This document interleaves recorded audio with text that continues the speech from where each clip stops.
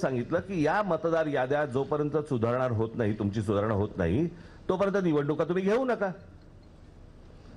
आता साधारणपणे आपण जर समजा महानगरपालिकेच्या किंवा स्थानिक स्वराज्य संस्थांच्या निवडणुका जर समजा आपण पाहिल्या तर गेल्या 5 वर्षामध्ये निवडणुका झालेल्या नाहीयेत.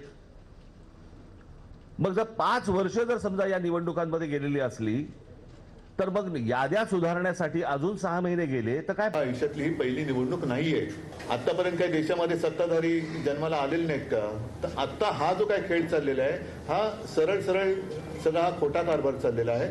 आणि म्हणून मला असं वाटतं आम्ही त्यांना जे काय सांगितले की जोपर्यंत ह्या याद्यांमध्ये सुधारणा होत नाही तोपर्यंत निवडणुका घेऊ नये. पराभव स्वीकारावा, जनतेत जावं, पुन्हा निवडणुकीला उभं राहावं.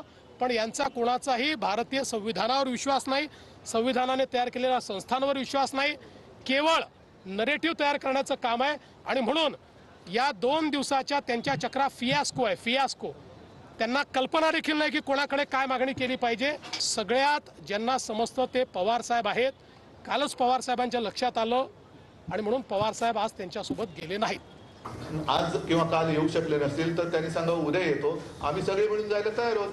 आता हा प्रश्न जो आहे हा चेंडू भाजपच्या कोर्टात आहे.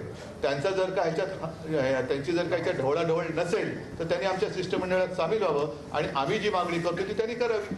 कोणीतरी आम्हालाही आव्हान केलंय, हो आमचीही सगळं सहकार्य करण्याची तयारी आहे. इलेक्शन चांगले झाले पाहिजेत, आमची तयारी आहे. वोटर लिस्टमध्ये जर काही सुधारणा करायच्या असतील आमचं त्याला पूर्ण पाठिंबा आहे. आमचं काही त्याला नाही आहे. काही ठिकाणी डुप्लिकेट नाव आहे, आज आहे का? गेले 10-20 वर्ष आहेत ती नावं. आम्ही अनेक वेळा ऑब्जेक्शन त्याच्यावर घेतलेलं आहे की डुप्लिकेट नावं आहेत म्हणून.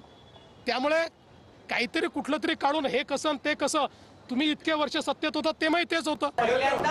निवडणूक आयोगाच्या निमित्तानं तुम्ही महाविकास आघाडी बरोबर दिसतात, तर मला असं वाटतं मी 2017ला पण दिसलो होतो. सर्वांनाच बोलवलं. प्रश्न असा आहे, मी तुम्हाला एकच गोष्ट, 2017ला महाविकास आघाडी ते असेल किंवा नसेल तो विषय नाहीये. प्रश्न असा आहे की या सगळ्या याच्यामध्ये एक गोष्ट लक्षात घ्या, आता निवडणूक होणार कशी होणार हे महत्वाचं आहे.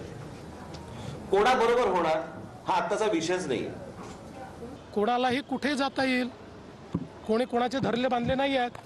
पण तुम्हाला एक सांगतो, कोणीही कोणाही सोबत गेलं तरीही महायुतीच निवडून येणार. हे माहिती आहे की आम्ही निवडून आल्यानंतर पुन्हा हे आताचे फोटो दाखवून बघा आम्ही सांगितलं होतं, बघा आम्ही सांगितलं होतं, बघा आम्ही सांगितलं होतं, वोटर लिस्टमध्ये गडबडी हे करणार आहेत. रडण्याची सवय आहे पण काही हरकत